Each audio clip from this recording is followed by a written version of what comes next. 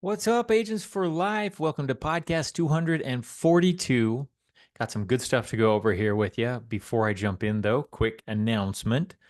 Monday, this coming Monday, Dallas, it's not too late. I think there are some tickets left. If you want some, I've got connections. I can pull some strings and probably get you a seat.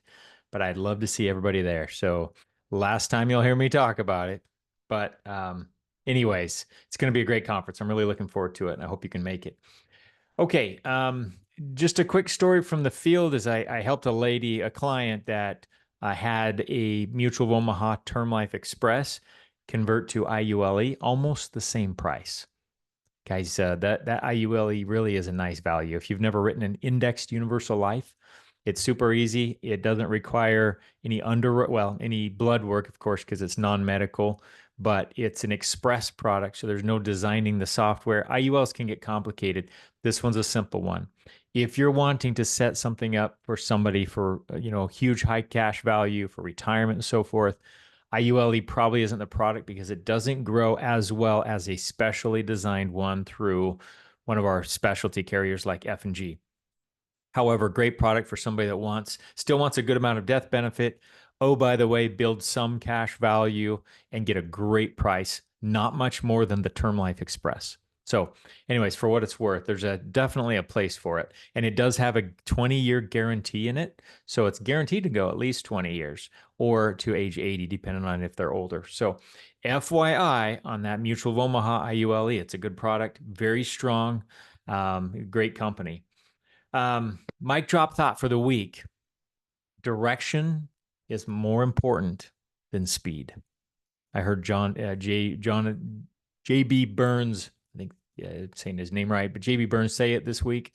Direction is more important than speed. We're all concerned about getting there the fastest, but sometimes we're pointing ourselves in the wrong direction. And if you're running as fast as you can, but you're going the wrong direction, guess where you're headed? Not to the finish line, right? So make sure that you're pointing yourself toward your goals. You can take your time. It's okay to go slow, but every day chip away at the progress toward your goal with that direction being first and foremost, right? And you'll be amazed at how much you can get done in a year from now or even 3 months from now. So, direction more important than speed. Love that. Weekly training, though. Let's jump in. Okay. I just got through reading. There was a book of the month club at Equus or the recommended book list. It was called Mental Toughness Handbook. It's this yellow book. I didn't bring it. I'd be holding it up right now. I'm going like this with my hand.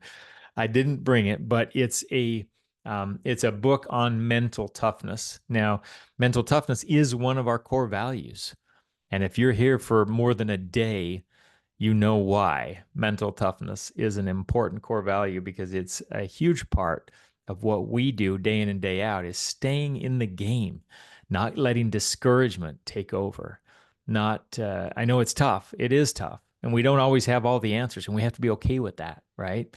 Um, Sometimes people don't pick up. Sometimes people don't show up. Sometimes it's underwriting nightmares. Sometimes it's nightmares working with the carriers. You know what?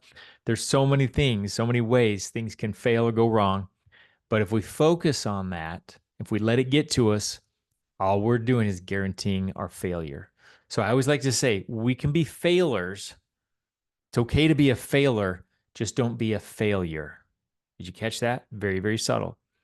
Failure means we quit, we gave up. Failure means I'm out there failing. All successful people do it on a day to day basis, right? How many shots did Michael Jordan miss? And how many swings has Tiger Woods missed? A lot, right? Baseball players, athletes, you can go down the list. Professional speakers, they've all fallen on their faces. Failing is okay. Quitting is called failure. So be a failure, not a failure. Top 5 reasons why people fail. This is right out of the handbook. I borrowed it. This is not Matthew Wilson material, but I loved it enough that I wanted to go over it with you really quick. These are the top reasons why people fail. Okay. Number one, we don't own our commitment. We don't own our commitment. It's super important to make a decision, make it once and be done with it. Right? Do you know how exhausting it is and how much mental energy we put toward deciding every morning if I'm going to keep doing this, if I'm going to make calls today or not, if I'm going to run an appointment today or not, if I'm going to get out of bed or not? Decide once and be done. right? Make a decision and then make it right. So we don't owning our commitment is huge because there's a lot of us that don't. We make a half-hearted commitment. We make a commitment with a back door. We got a plan B hanging out behind us, and we're just kind of seeing how this goes. Maybe just test driving it or treating it like a hobby. You know what? This is our livelihood. Don't let that happen to you. Okay, we got to own our commitment to being a successful agent. It's going to happen. You got to believe this. If it hasn't happened yet, you've got enough evidence out there. Go look at a leaderboard if you need inspiration. There's enough people from all backgrounds, all walks of life that had nothing going for them.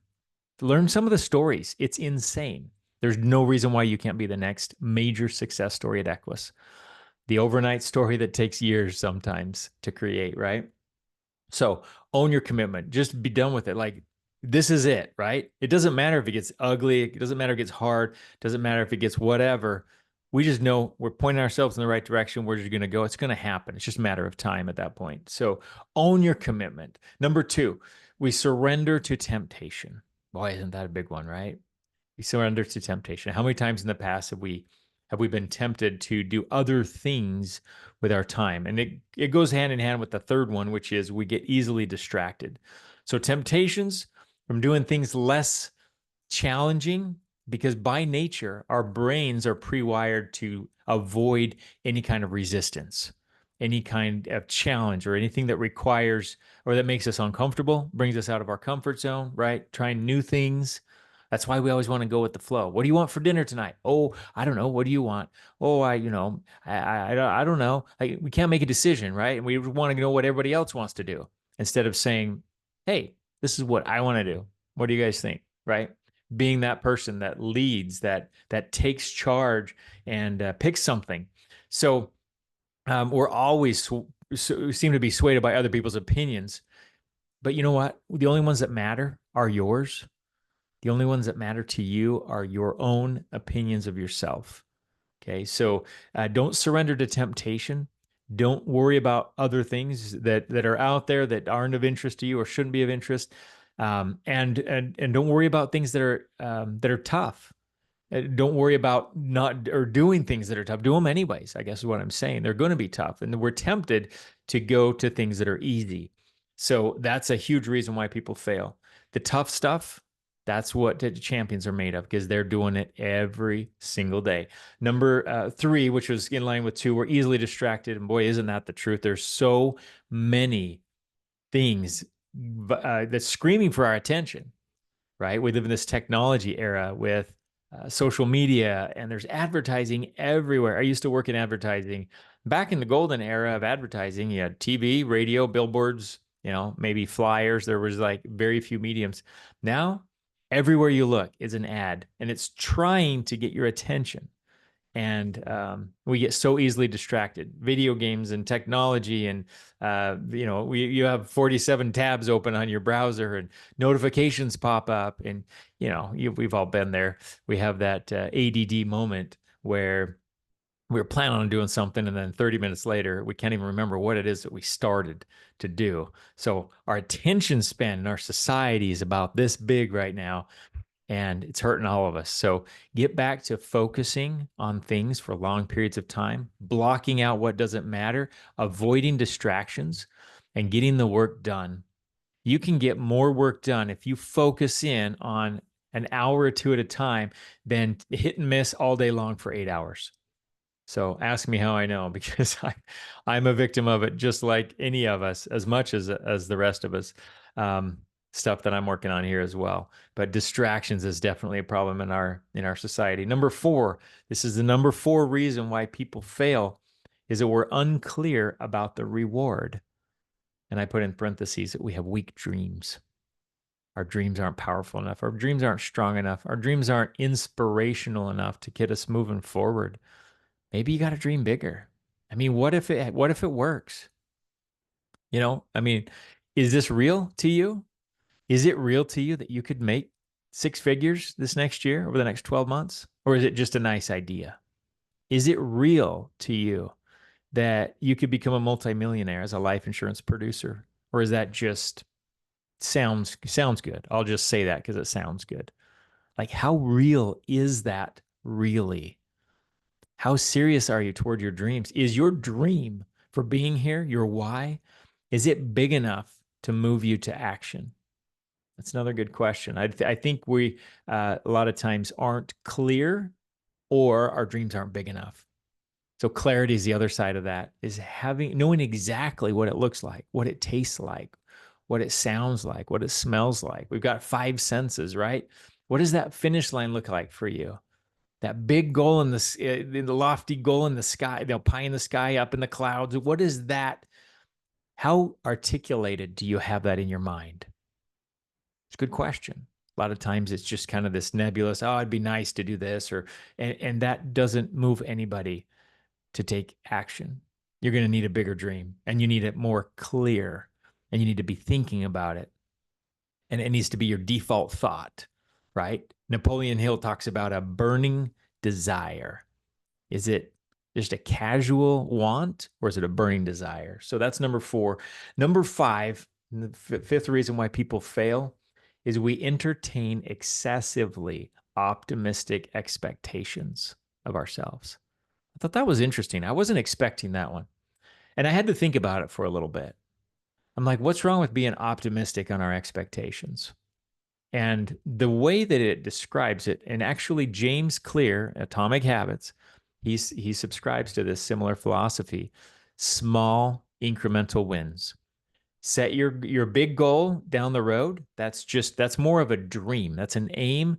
That's an intention. That's where you're headed. Okay. But what matters is what you do tomorrow and next week and even next month. But long term, I don't really have specific goals for that. I have an aim, I have a desired outcome at the end, but my goals are day to day, week to week, month to month. So sometimes we try and get too optimistic about our goals. Yeah, I want to make 6 figures. I want to make $1 million. I want to make, and I just got through saying have bigger dreams. Well, I think it's different. The goals that we try and accomplish day in and day out, different from the end dream that we're trying to get to. The dream needs to inspire you. The goals need to be incremental, and you're just looking for your next. Okay. If you're not a sales manager yet, don't be setting a goal to be a senior vice president or an marketing integrity marketing partner right now.